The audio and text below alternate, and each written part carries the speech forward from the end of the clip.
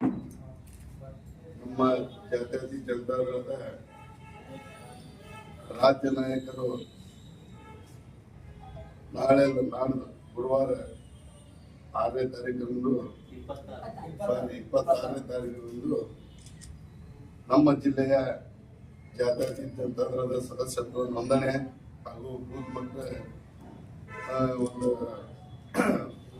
ಪಕ್ಷದ ಸಂಘಟನೆಗೋಸ್ಕರವಾಗಿ ನೋಂದಣಿ ಕಾರ್ಯಕ್ರಮ ಉದ್ಘಾಟಕರಾಗಿ ಚಾಲನೆ ಕೊಡುವಂತ ನಮ್ಮ ರಾಜ್ಯ ನಾಯಕರು, ಯುವ ನಾಯಕರು, ರಾಜ್ಯದ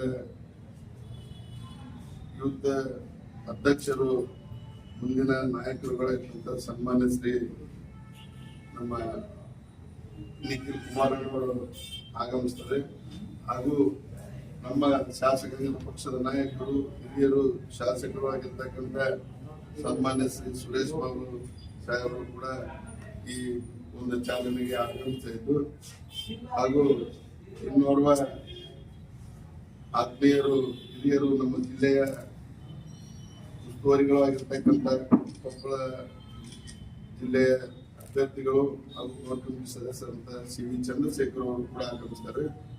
ಆಮೇಲೆ ಪ್ರಕಾಶ್ ಮಿರ್ಜಿ ಅವರು, ನಮ್ಮ ರಾಜ್ಯದ ಹಿರಿಯ ನಾಯಕರು ಆಗಿರ್ತಕ್ಕಂಥ ಪ್ರಕಾಶ್ ಮಿರ್ಜಿ ಸಾಹೇಬರು ಕೂಡ ಚಾಲನೆ ಕಾರ್ಯಕ್ರಮಕ್ಕೆ ಆಗಮಿಸ್ತಾರೆ. ಹಾಗೂ ಇನ್ನೋರ್ವ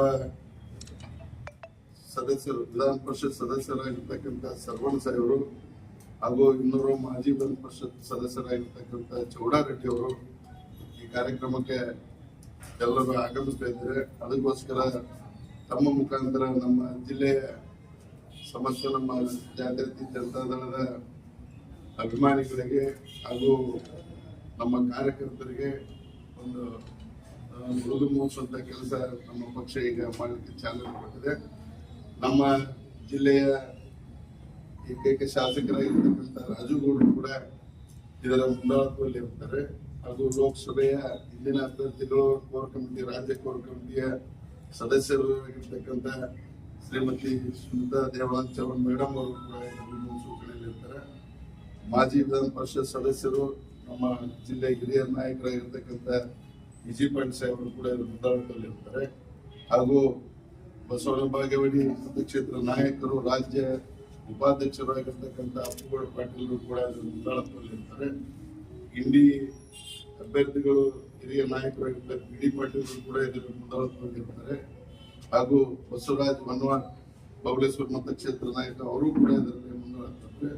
ನಮ್ಮ ಜಿಲ್ಲೆಯ ಸಮಸ್ತ ನಮ್ಮ ಜಿಲ್ಲೆಯ ಉಪಾಧ್ಯಕ್ಷರು, ಪ್ರಧಾನ ಕಾರ್ಯದರ್ಶಿಗಳು, ಜಿಲ್ಲೆಯ ಎಲ್ಲ ಪಕ್ಷದ ಒಂದು ಕಾರ್ಯಕರ್ತರು ಕೂಡ ಮುನ್ಸೂಚನೆಯಲ್ಲಿ ಇದ್ದು, ನಮ್ಮ ಪಕ್ಷ ಈಗ ಹಿಂದೆ ಜಾತ್ಯತೀತ ಜನತಾದಳ ಮಾಡಿದಂತ ಸಾಹಸ, ಮಾಡಿದಂತ ರೈತರ ಪರವಾಗಿ ಮಾಡಿದಂತ ಕೆಲಸಗಳನ್ನು ಮುಂದಿಟ್ಟುಕೊಂಡು ನಮ್ಮ ಪಕ್ಷ ಮತ್ತೆ ಸದೃಢವಾಗಿ ನಾವು ಗಟ್ಟಿ ಬೇರನ್ನು ಮಾಡುವುದಕ್ಕೋಸ್ಕರ ಇವತ್ತು ನಮ್ಮ ರಾಜ್ಯ ನಾಯಕರು ನಮ್ಮ ಜಿಲ್ಲೆಗೆ ಭೇಟಿ ಕೊಡುವುದರಿಂದ ತಮ್ಮ ಮುಖಾಂತರ ಈ ಜನತೆಗೆ, ಈ ನಾಡಿನ ಜನತೆಗೆ ಮತ್ತೆ ಜನತಾದಳ ಕುಮಾರಣ್ಣವರ ಅವಶ್ಯಕತೆ ಇದೆ ಈ ರಾಜ್ಯಕ್ಕೆ ಅನ್ನುವಂತ ಭಾವನೆ ಎಲ್ಲರ ಹತ್ರ ಬಂದಿರೋದ್ರಿಂದ ನಮ್ಮ ಪಕ್ಷಕ್ಕೆ ನಾವು ಪುನಃ ಬೇರು ಮಾಡುವುದಕ್ಕೋಸ್ಕರ ನಾವು ಇವತ್ತ ಸದಸ್ಯತ್ವ ಅಭಿಯಾನ ನೋಂದಣಿ ದಿನಾಂಕ 6ರಂದು ನಾವು 26ರಂದು ಗುರುವಾರ ನಾವು ಚಾಲನೆ ಕೊಡ್ತೀವಿ.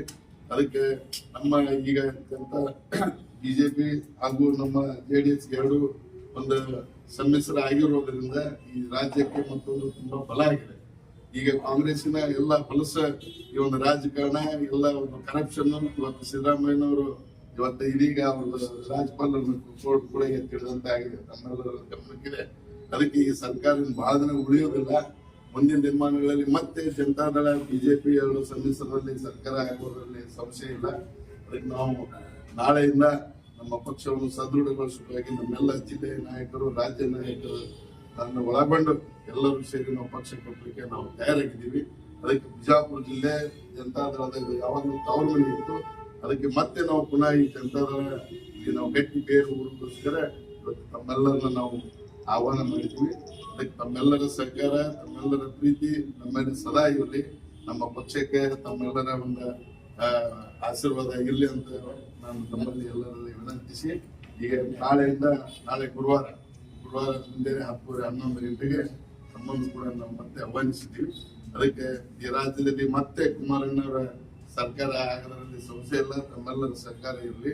ಮತ್ತೆ ಮುಂದಿನ ದಿನಮಾನಗಳಲ್ಲಿ ಎಲ್ಲ ಪ್ರತಿಯೊಬ್ಬ ರೈತರು ಇರ್ಬೋದು, ಮಹಿಳೆಯರು ಇರ್ಬೋದು, ಅಂಗವಿಕಲರು ಇರ್ಬೋದು, ಹಿಂದುಳಿದ ವರ್ಗ ಇರ್ಬೋದು, SC ST ಇರ್ಬೋದು, ನೀರ ಇರ್ಬೋದು, ಎಲ್ಲ ಸಮಾಜದ ವರ್ಗದವ್ರನ್ನ ಇವತ್ತು ಕಾಂಗ್ರೆಸ್ ಮೂಲ್ಗುಂಪಿ ಮಾಡಿದೆ. ಅದಕ್ಕೆ ನಮ್ಮ ಸರ್ಕಾರ ಬಂದಾಗ ಯಾವತ್ತೂ ಹಿಂಗಾಗಿಲ್ಲ. 5 ಗ್ಯಾರಂಟಿ ಕೊಟ್ಟು 1 ಗ್ಯಾರಂಟಿನೂ ಸರಿಯಾಗಿ ನಡೀತಾ ಇಲ್ಲ. ಅದಕ್ಕೆ ನಾವು ಇವತ್ತು ಪಕ್ಷವನ್ನು ನಾವು ಸದೃಢ ಮಾಡೋದಕ್ಕೋಸ್ಕರ ನಾವು ಇವತ್ತು ಕಾರ್ಯಕ್ರಮವನ್ನು ರಾಜುಗೌಡನ ಕೂಡ ನಾವು ಶಾಸಕರಾಗಿದ್ದಾರೆ, ಏಕೈಕ ಶಾಸಕರು ರಾಜುಗೌಡ ಕೂಡ ಭಾವಿಸ್ತೇವೆ. ಅದಕ್ಕೋಸ್ಕರ ನಾವು ಇವತ್ತು ನಮ್ಮ ಜಿಲ್ಲೆಯಲ್ಲಿ ನಾವು ಪಕ್ಷವನ್ನು ಸದೃಢಗೊಳಿಸುವುದಕ್ಕೋಸ್ಕರ ಇವತ್ತು ಜಾತ್ಯತೀತ ಜನತಾದಳದ ಸಮಸ್ತ ನಾಯಕರ ಒಳಗೊಂಡು ನಾವು ಇವತ್ತು ಕಾರ್ಯಕ್ರಮವನ್ನು ಚಾಲನೆ ಕೊಡುವುದಕ್ಕೋಸ್ಕರ ತಮ್ಮಲ್ಲಿ ನಾವು ಆಹ್ವಾನ ಕೊಟ್ಟು ಎಲ್ಲ ಈ ಜಿಲ್ಲೆಯ ಜನತೆಗೆ ಈ ಕಾರ್ಯಕ್ರಮದ ಒಂದು ಸುದ್ದಿಗೋಷ್ಠಿ ಮಾಡಿ ಎಲ್ಲರಿಗೂ ಗೊತ್ತಾಗಲಿ ಅಂತ ಹೇಳಿ ನಮ್ಮನ್ನು ಆಹ್ವಾನ ಮಾಡಿದ್ದಾರೆ. ಕಾರ್ಯಕ್ರಮದ ರೂಪುರೇಷೆ ಏನನ್ನೋದು ಗೊತ್ತಾಗಿಲ್ಲ. ಕಾರ್ಯಕ್ರಮದ ರೂಪರೇಷೆ ನೋಡ್ರಿ, ಸದಸ್ಯತ್ವ ನೋಂದಣಿ ಬೂತ್ ಮಟ್ಟದಲ್ಲಿ ನಮ್ಮ ಪಕ್ಷ ಸಂಘಟನೆಗೊಳ್ಳಬೇಕಾಗಿದೆ. ಯಾಕಂದ್ರೆ ನಾವು ಇಲ್ಲಿವರೆಗೆ ನಾವು ಇಲೆಕ್ಷನ್ ಆದ್ಮೇಲೆ, ಚುನಾವಣೆ ಆದ್ಮೇಲೆ 2024 ಚುನಾವಣೆ ಆದ್ಮೇಲೆ ಪಕ್ಷ ನಾವು ಹಿನ್ನಡೆ ಆಗಿದೆ ಅಂತ ಇವತ್ತು ನಮ್ಮ ಕಾರ್ಯಕರ್ತರಲ್ಲಿ ಸ್ವಲ್ಪ ಕುಗ್ಗಿತ್ತು. ಅದಕ್ಕೆ ಮತ್ತೆ ನಾವು ಈಗ ಸೆಂಟ್ರಲ್ ಅಲ್ಲಿ ಇವತ್ತು ನಮ್ಮ ಕುಮಾರಣ್ಣವರು ಮಂತ್ರಿ ಆಗಿದ್ದಾರೆ. ಮತ್ತೆ ನಾವು ಇವತ್ತು ಪಕ್ಷ ಇದ್ದಂತ ಇವತ್ತು ನಾವು ತಿಂಗಳಿದ್ದಂಗೆ ಮತ್ತೆ ಎದ್ದಿದ್ದೀವಿ. ಪಕ್ಷದ ಹುಮ್ಮೆಸ್ಸಿದೆ. ಮತ್ತೆ ಅದಕ್ಕೆ ನಾವು ಗಟ್ಟಿಗೊಳಿಸಬೇಕಾಗಿದೆ. ಜಾತ್ಯತೀತ ಜನತಾದಳ ಈ ರಾಜ್ಯದಲ್ಲಿ ಗಟ್ಟಿಗೊಳಿಸಬೇಕಾಗಿದೆ. ಅದಕ್ಕೋಸ್ಕರ ನಾವು ಈ ಕಾರ್ಯಕ್ರಮವನ್ನು ಹಮ್ಮಿಕೊಂಡಿದ್ದೀವಿ. ಅಂದ್ರೆ ಯಾವ ರೀತಿ ಹೋಗ್ತೀರಿ ಅಂದ್ರೆ ಈಗ ಪ್ರಾಥಮಿಕ ಹಂತದಲ್ಲಿ ಈಗ ನೀವು ಸದಸ್ಯತ್ವ ಅಭಿಯಾನ ಮಾಡ್ಕೊಳ್ತಾ ಇದ್ದೀರಲ್ಲ, ಯಾವ ರೀತಿ ಸದಸ್ಯತ್ವ ಅಭಿಯಾನ ಹಳ್ಳಿಗೆ ತಿರುಗ್ತಿರೋ ಅಥವಾ ಸಿಟಿಯಲ್ಲಿ ಒಂದೇ ಕಡೆ ನಡೀತದೋ, ಏನದು ಪ್ರೊಸೀಜರ್? ಪ್ರತಿಯೊಂದು ಬೂತ್ ಮಟ್ಟದಲ್ಲಿ ನಾವು ಹಳ್ಳಿಗೆ ಹೋಗಿ ಪ್ರತಿ ಬೂತ್ ಮಟ್ಟದಲ್ಲಿ ಮನೆ ಹೋಗಿ ಸದಸ್ಯತ್ವ ನೋಂದಣಿ ಮಾಡೋ ಕಾರ್ಯಕ್ರಮ ಹಮ್ಮಿಕೊಂಡಿದ್ದೇವೆ. ಇದರಲ್ಲಿ 2 ಮಾತಿಲ್ಲ. ಸಿಟಿಯಲ್ಲಿ ಅಂತ ಅಷ್ಟೇ ಅಲ್ಲ, ಇಡೀ ಜಿಲ್ಲೆಯಾದ್ಯಂತ ಬೂತ್ ಮಟ್ಟದಲ್ಲಿ ಕೂಡ ನಾವು ಇವತ್ತು ನಮ್ಮ ತಾಲೂಕಾ ಅಧ್ಯಕ್ಷರುಗಳು ಮತ್ತು ತಾಲೂಕಾ ಪದಾಧಿಕಾರಿಗಳು, ಜಿಲ್ಲಾ ಅಧ್ಯಕ್ಷರು, ಆ ಕ್ಷೇತ್ರದ ನಾಯಕರು ಹಾಗೂ ನಾ ಜಿಲ್ಲಾ ಅಧ್ಯಕ್ಷರು ಎಲ್ಲರ ಒಟ್ಟುಗೂಡಿ ಮನೆಗೆ ಹೋಗಿ ನಾವು ಇವತ್ತು ಸದಸ್ಯತ್ವ ನೋಂದಣಿ ಮಾಡ್ತೀವಿ.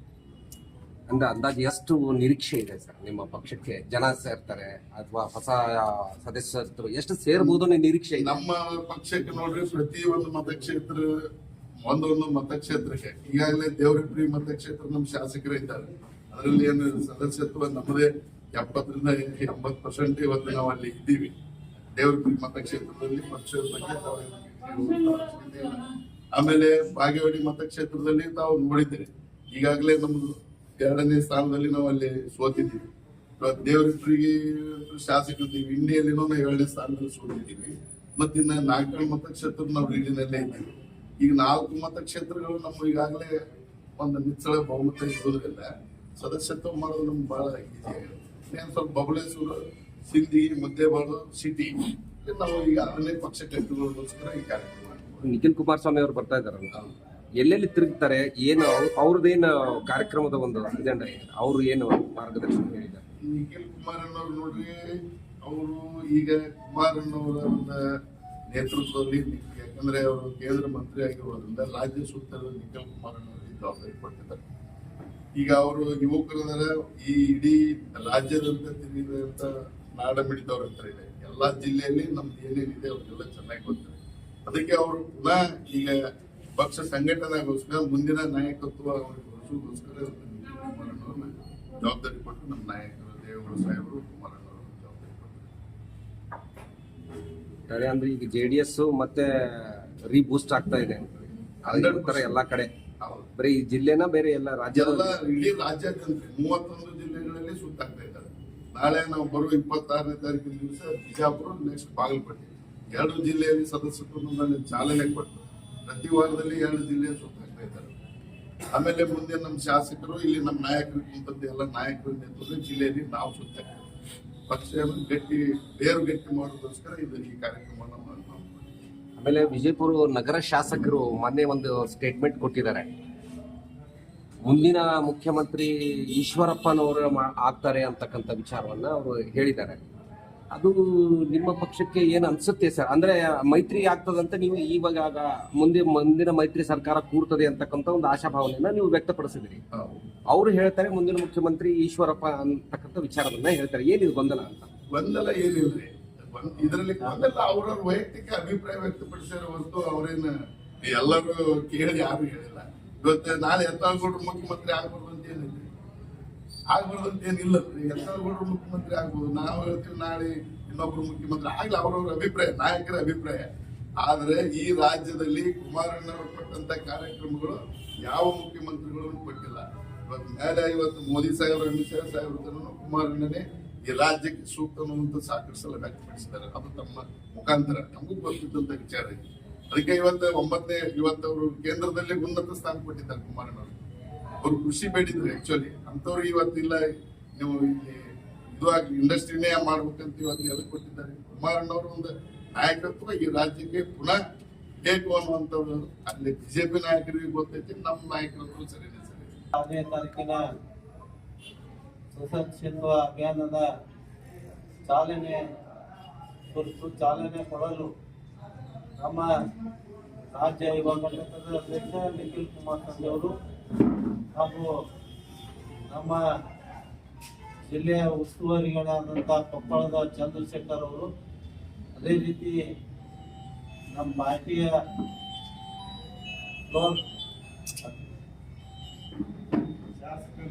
ಶಾಸಕಾಂಗ ಪಕ್ಷದ ನಾಯಕರಾದಂಥ ಸನ್ಮಾನ್ಯ ಶಾಸಕರಾದಂಥ ಸುರೇಶ್ ಬಾಬು ಅವರು, ಅದೇ ರೀತಿ MLC ಆದಂಥ TR ಶ್ರವಣ್ ಅವರು ಹಾಗೂ ಎಲ್ಲರೂ ಸೇರಿ ನಮ್ಮ ಜಿಲ್ಲೆಗೆ 26ನೇ ತಾರೀಕಂದು ಸದಸ್ಯತ್ವ ಅಭಿಯಾನಕ್ಕೆ ಚಾಲನೆ ಕೊಡಬೇಕು ಅನ್ನುವಂಥ ವಿಚಾರ ಇಟ್ಕೊಂಡು ಪ್ರತಿ ಜಿಲ್ಲೆಯಾಗಿ ಅವರು ಫಸ್ಟ್ ಚಾಲನೆ ಕೊಡುವಂಥ ಕೆಲಸ ಮಾಡ್ತಾ ಇದ್ದಾರೆ.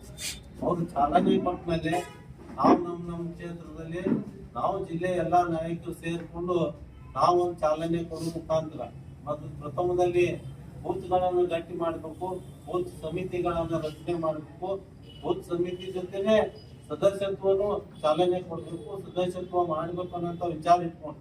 ಯಾಕಂದ್ರೆ ಈ ಬರುವಂತ ಸ್ವಲ್ಪ ದಿನದಲ್ಲಿ ತಾಲೂಕ್ ಪಂಚಾಯತ್ ಚುನಾವಣೆ ಇರ್ಬೋದು, ಜಿಲ್ಲಾ ಪಂಚಾಯತಿ ಚುನಾವಣೆ ಇರ್ಬೋದು, ನಾವು ಅದನ್ನ ಫೇಸ್ ಮಾಡ್ಬೇಕಾಗ್ಯದ. ಅದಕ್ಕೆ ಅದು ಕಾರ್ಯಕರ್ತರ ಚುನಾವಣೆ ಇರೋದ್ರಿಂದ ನಾವು ಬೂತ್ನ ಗಟ್ ಮಾಡುವಂತ ಕೆಲಸ ಇಡೀ ನಮ್ಮ ಕರ್ನಾಟಕದಲ್ಲಿ, ಇಡೀ ರಾಜ್ಯಾದ್ಯಂತ ಎಲ್ಲಾ ಕಡೆ ತಾವು ದಿನ ಟಿವಿ ಮಾಧ್ಯಮದಲ್ಲಿ ನೋಡ್ತಿದೆ.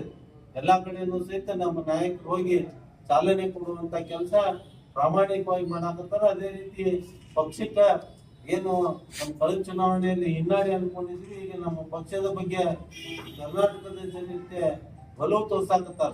ಒಂದು ಒಳ್ಳೆ ಸರ್ಕಾರ ಬರ್ಬೇಕು, ರೈತರ ಪರವಾಗಿರುವಂತ ಸರ್ಕಾರ ಬರ್ಬೇಕು, ಜನಸಾಮಾನ್ಯರ ಸರ್ಕಾರ ಬರ್ಬೇಕಂದ್ರೆ ಜನತಾದಳಕ್ಕ ನಾವು ಅವಕಾಶ ಕೊಡ್ಬೇಕು ಅನ್ನೋಂತ ನಾಡಿ ಮಿಡಿತವನ್ನೇ ಜನರು ವ್ಯಕ್ತಪಡಿಸ್ತಿದ್ದಾರೆ. ಆ ನಿಟ್ಟಿನಲ್ಲಿ ಇವತ್ತು ನಮ್ಗ ಮತ್ತೊಂದು ಏನ್ ಶಕ್ತಿ ಅಂದ್ರೆ ನಾವು NDAದಲ್ಲಿ ಹೋದಾಗ, ನಾವು NDA ಹೋದ ತಕ್ಷಣ ಕೆಲವು ಜನ ಏನೋ ಹಿಂದುತ್ವ ಇದು ಆದ್ರೆ ನಾವೇನ್ ಸ್ಪಷ್ಟಪಡಿಸಿದ್ವಿ, ನಮ್ಮ ಸಿದ್ಧಾಂತಗಳನ್ನ ಇಟ್ಕೊಂಡು ನಾವು NDAದಲ್ಲಿ, ಯಾಕಂದ್ರೆ NDAದಲ್ಲಿ ಸಾಕಷ್ಟು ಜನ ಇವತ್ತು ಮಮತಾ ಬ್ಯಾನರ್ಜಿ ಇರ್ಬೋದು, ಚಂದ್ರಬಾಬು ನಾಯ್ಡು ಎಲ್ಲರೂ NDAದಲ್ಲಿ ಇದ್ದವ್ರೆ. ಈಗ ನಾವಾದ್ರೂ ಸಹಿತ ನಮ್ಮ ಪಕ್ಷದ ಸಿದ್ಧಾಂತವನ್ನು ಇಟ್ಕೊಂಡು NDA ಜೊತೆ ಮೈತ್ರಿ ಮಾಡ್ಕೊಂಡು ಚುನಾವಣೆ ಫೇಸ್ ಮಾಡಿದ್ವಿ.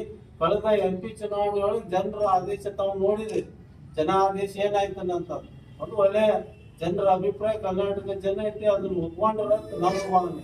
ಅದಕ್ಕೆ ಬರುವಂತ ಚುನಾವಣೆ ಈಗ ಇವತ್ತಿನ ಸರ್ಕಾರದ ಪರಿಸ್ಥಿತಿ ನಮ್ಗೆ ಗೊತ್ತದ. 5 ಗ್ಯಾರಂಟಿ ಸಂಬಂಧ ಯಾವ ಪರಿಸ್ಥಿತಿಗೆ ಬಂದ್ ನಿಂತೈತಂತ. ಅದಕ್ಕೆ ಬರುವಂತ ನಿರ್ಮಾಣದಾಗ ಜನರಿಗೆ ನಮ್ಮ ಪಕ್ಷದ ಬಗ್ಗೆ ಒಂದು ದೊಡ್ಡ ಒಲವು ಐತಿ. ಅದೇ ರೀತಿ NDAದಲ್ಲಿ ಮೈತ್ರಿಕೂಟದ ಇರೋದ್ರಿಂದ ಬರುವಂತ ಸರ್ಕಾರ ನಮ್ದೇ ಆಗ್ತೈತೆ ಅನ್ನೋಂತ ಭರವಸೆನೂ ನಮ್ಗೈತಿ. ಆ ನಿಟ್ಟಿನಲ್ಲಿ ನಾವು ನಮ್ಮ ಪಕ್ಷವನ್ನ ಗಟ್ಟಿ ಮಾಡಬೇಕಾದಂತದ್ದು ನಮ್ಮ ಕರ್ತವ್ಯ. ಅದಕ್ಕೆ ನಾವು ಗ್ರಾಮೀಣ ಮಟ್ಟದಲ್ಲಿ, ಬೂತ್ ಮಟ್ಟದಲ್ಲಿ ಹೋಗಿ ಮನೆ ಮನೆಗೆ ಹೋಗಿ ಸದಸ್ಯತ್ವ ಚಾಲನೆ ಕೊಡುವ ಮುಖಾಂತರ ನಾವು ಮೆಂಬರ್ಶಿಪ್ ಮಾಡ್ತೀವಿ, ಸಕ್ರಿಯ ಸದಸ್ಯತ್ವ ಮಾಡ್ತೀವಿ, ಬೂತ್ ಸಮಿತಿನೂ ಮಾಡ್ತೀವಿ. ಬರುವಂತ ತಾಲೂಕ್ ಪಂಚಾಯತ್, ಜಿಲ್ಲಾ ಪಂಚಾಯತ್ ಚುನಾವಣೆಗೆ ನಮ್ಗೆ ಅನುಕೂಲನೂ ಆಗ್ತೈತಿ, ಬರುವಂತ ಅಸೆಂಬ್ಲಿ ಚುನಾವಣೆಗೂ ಅನುಕೂಲ ಆಗ್ತೈತೆ ಅನ್ನೋಂತ ದೃಷ್ಟಿ ಇಟ್ಕೊಂಡು. ಯಾಕಂದ್ರೆ ಪಕ್ಷ ಗಟ್ಟಿದ್ದಾಗ ನಾವೆಲ್ಲರೂ ಗಟ್ಟಿ ಇರ್ತೀವಿ ಅನ್ನೋಂತ ಭಾವನೆಯನ್ನ.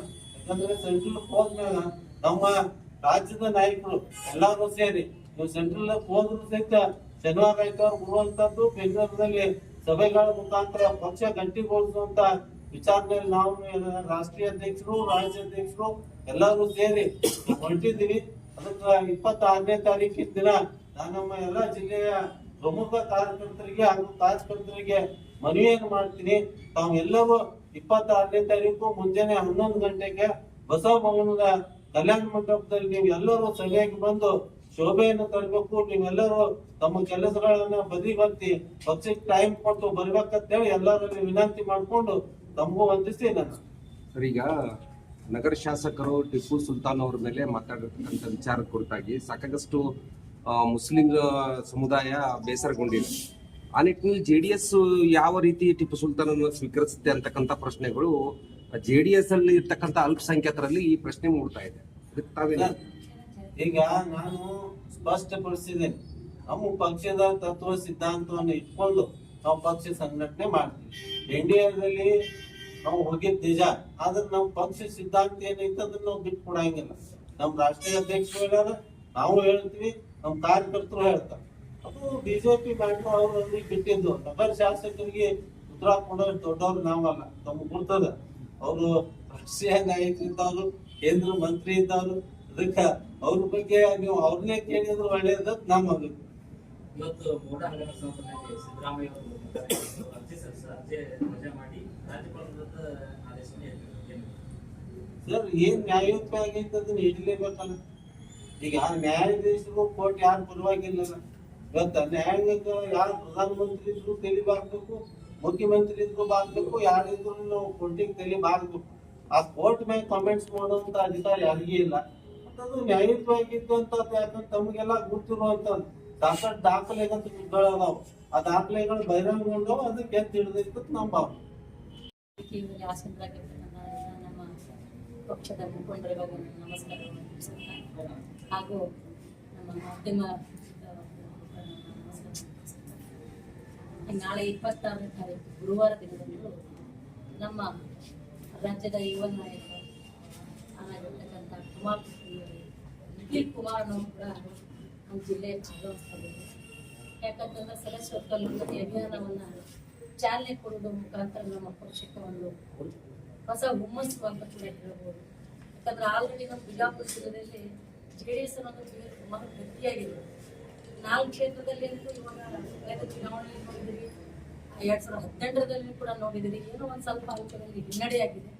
ಆದ್ದರಿಂದ ಇವಾಗ ನಮ್ಮ ಸದಸ್ಯತ್ವ ಅಭಿಯಾನ ನೋಂದಣಿ ಅತಿ ಹೆಚ್ಚಿನದಂತ ಮಾಡಿ ಒಂದು ಅದೇ ಆದಂತ ಒಂದು ಕ್ಷೇತ್ರಕ್ಕೆ ಹೊಸದಾದಂತ ನಮ್ಮ ಯುವಕರಿಗೆ ಒಂದು ಹುಮ್ಮಸ್ಸು ಕೊಡುವುದರ ಚಾಲನೆ ಕೊಟ್ಟು ನಾವು ಮುಂದಿನ ದಿನಮಾನಗಳಲ್ಲಿ ಇವಾಗ ಸರ್ಕಾರದ ಬಗ್ಗೆ ನಾವು ಹೆಚ್ಚಿಗೆ ಹೇಳುವುದಿಲ್ಲ. ಉಯ್ಯಾಲದ ಮೇಲೆ ಯಾವ ಉಯ್ಯಾಲ ಏನಾಗುತ್ತೆ ಅಂತ ಪರಿಸ್ಥಿತಿ ವಾಸ್ತವ ನಡೀತಾ ಇದೆ. ಇವಾಗ ಯಾವಾಗ ಒಂದು ಚುನಾವಣೆ ಬರಬಹುದು ಅಂತ ಸಂದರ್ಭದಲ್ಲಿ ನಮ್ಮ ಒಂದು ಎಲ್ಲಾ ಕಾರ್ಯಕರ್ತರ ಒಂದು ನೋಂದಣಿ ಅಭಿಯಾನವನ್ನ ಒಳ್ಳೆಯ ರೀತಿಯಿಂದ ಅತಿ ಹೆಚ್ಚಿನ ಆದಂತಹ ಬಿಜಾಪುರ ಜಿಲ್ಲೆಯಿಂದ ಸದಸ್ಯವನ್ನು ಮಾಡಿ ಮೇಲೆ ನಮ್ಮ ರಾಜ್ಯಕ್ಕೆ ಕಳಿಸ್ಬೇಕು ಅಂತ ಎಲ್ಲ ನಾಯಕರುಗಳು ಅಭಿಪ್ರಾಯವೂ ಅಷ್ಟೇ. ನಮ್ಮ ಕ್ಷೇತ್ರದ ನಮ್ದು ಅಷ್ಟೇ ಅಲ್ಲ, ಬಿಜಾಪುರ ಜಿಲ್ಲೆ ಆಯಾ ಎಲ್ಲ ಕ್ಷೇತ್ರದ ನಮ್ಮ ಕಾರ್ಯಕರ್ತರಲ್ಲಿ ಕೂಡ ಅಷ್ಟೇ ಹುಮ್ಮಸ್ಸಾಗಿದೆ. ಅದಕ್ಕಾಗಿ ನಾಳೆ ಬರುವಂತ ಗುರುವಾರ ದಿನ ನಮ್ಮ ಸದಸ್ಯರ ಕಾರ್ಯಕ್ರಮ ಚಾಲನೆ ಮಾಡಿ ಮುಂದಿನ ದಿನಮಾನ ಗಟ್ಟಿಗೊಳಿಸಬೇಕಾಗಿ ಮಾಡ್ತಾ ಇದ್ದೇವೆ. ಸುನೀತಾ ಚವ್ಹಾಣ್ ಅವರು ಸಾಕಾಗಷ್ಟು ಪಕ್ಷವನ್ನ ಬಲಪಡಿಸ್ತಾರೆ, ಮಹಿಳೆಯರನ್ನ ಕರೆತರ್ತಾರೆ ಅಂತಕ್ಕಂಥ ಒಂದು ಆಶಾಭಾವನೆ JDS ಅಲ್ಲಿ ಅದು ಎಲ್ಲೂ ಕಾಣ್ತಾ ಇಲ್ಲ ಅಂತಕ್ಕಂಥ ನಿಮ್ಮ ಪಕ್ಷದಲ್ಲೇ ಚರ್ಚೆ ನಡೀತಾ ಇದೆ. ಕಾಣ್ತಾ ಇಲ್ಲ ಸ್ಪಷ್ಟವಾಗಿದೆ. ಯಾಕಂತಂದ್ರೆ ಬಿಜಾಪುರ ಜಿಲ್ಲೆಗೆ ಕಳೆದ ಬಾರಿ ಮೈತ್ರಿಯಲ್ಲಿ ನಾನು MP ಕಂಟೆಸ್ಟ್ ಕೂಡ ಮಾಡಿದ್ದೆ. ಕಳೆದ ಮೊನ್ನೆ 24 ಸ್ವಲ್ಪ ಖುಷಿಯಾಗಿದೆ ನನಗೆ. ಆದರೂ ಕೂಡ ನಾವು ಮನೆಯಲ್ಲಿ ಕೂತ್ಕೊಂಡಿಲ್ಲ. ಕೋರ್ ಕಮಿಟಿಯ ಮೆಂಬರ್ ಆಗಿದ್ದ ರಾಜ್ಯದಲ್ಲಿ ಸುತ್ತಾಡ್ತಾ ಇದ್ದೀವಿ.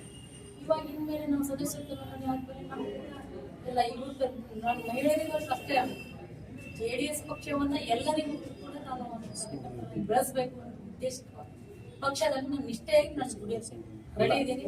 ಇಂದೂ ಇದ್ದೀನಿ, ಮುಂದೂ ರೆಡಿ ಆಗಿ ಟಿಕೆಟ್ ಸಿಗಲಿಲ್ಲ ಅಂತ ಅಸಮಾಧಾನಗೊಂಡು ಪಕ್ಷದಿಂದ ದೂರ ಉಳ್ಕೊಂಡಿದ್ದೀರಿ ಅಂತ ದೇವಾನಂದ ಚವ್ಹಾಣ್ ಅವರು ಈ ಪಕ್ಷ ಇರುವುದೇ ರೀ ಯಾರಿಗಾದ್ರೂ ಮನಸ್ಸಿಗೆ ಇರುತ್ತೆ. ಯಾಕಂತಂದ್ರೆ ಕಳೆದ ಬಾರಿ ನಾವು ಟಪ್ಪಲ್ಲಿ ಕೊಟ್ಟಿರ್ತೇವೆ, 5 ವರ್ಷಗಟ್ಟಲೆ ದುಡಿದಿರ್ತೇವೆ. ಯಾರಿಗಾದ್ರೂ ಅಸಮಾಧಾನ, ನನಗಷ್ಟೇ ಅಲ್ಲ ಯಾರಿಗಾದ್ರೂ ಅಸಮಾಧಾನ ಇದೆ. ಆಗಿತ್ತು. ಇವಾಗ ಏನು ಇಲ್ಲ, ರಾಜಕೀಯ. ಮುಂದಿನ ದಿನಮಾನಗಳಲ್ಲಿ ಅದೇ ಒಂದು ಬರುವಂತ ನಿರೀಕ್ಷೆ ತುಳಿಯೋದು ಅಷ್ಟೇ. ಅಲ್ಲ, ದೇವಾನಂದ ಚವ್ಹಾಣ್ ಅವರು ಕಾಣಿಸ್ತಾ ಇಲ್ಲ, ಅವರು ಏನು ಬರ್ತಾ ಇಲ್ಲ ಕಾಣಿಸ್ತಾ ಪಕ್ಷ ಇಲ್ಲ, ನಮ್ಮ ಕ್ಷೇತ್ರದಲ್ಲಿ ಯಾವಾಗಲೂ ಕಾಣಿಸ್ತಾನೆ ಇದೆ. ಸರಿ. ಪ್ರೆಸ್ ಮೀಟ್ ಮಾಡ್ತಾ ಇಲ್ಲ, ಎಲ್ಲ ಕ್ಷೇತ್ರದಲ್ಲಿ ಇನ್ನೂ ಗಟ್ಟಿ ಹಿಂದೆಗಿಂತ ಇವಾಗ ಜಾಸ್ತಿ ಗಟ್ಟಿಯಾಗಿ ನಡೀತಿದೆ ಹೇಳಿ.